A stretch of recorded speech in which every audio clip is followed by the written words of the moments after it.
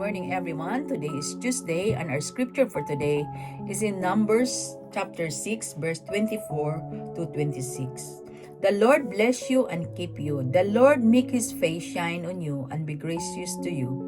The Lord turn his face towards you and give you peace. These beautiful blessings reveals the heart of God toward his people. It is not just a prayer spoken by praise, it is a declaration of God's desire for you. He wants to bless you, protect you, show his favor, and fill your life with his peace. When it says the Lord bless you and keep you, it reminds us that God is both our provider and our protector. His blessings are not only materials but spiritual. His presence, his guidance, and his unfailing love. To be kept by God means you are safe in his hands, even when life feels uncertain. The Lord make his face shine on you, speaks of his favor and delight. Imagine God looking at you with love, not condemnation. His grace covers your weaknesses, and his kindness lifts you up. You are not rejected, you are accepted and cherished by him. Receive this blessing not just as words, but as truth over your life. Walk in the confidence that God's favors, protection, and peace are with you every day. So let us pray for today.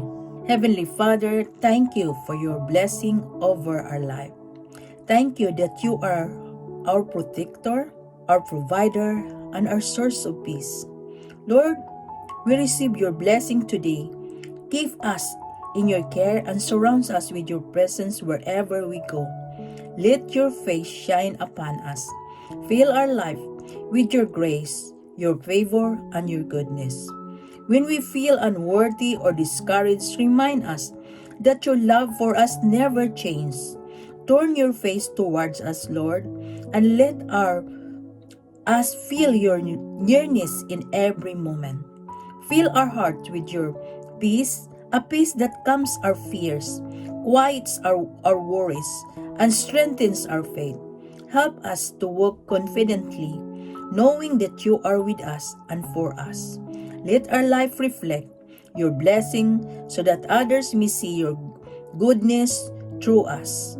We trust you, we rest in you, and we thank you for your unfailing love. In Jesus' name, amen. Have a blessed Tuesday, everyone. Thank you for following my daily devotional prayer every morning. God bless you all.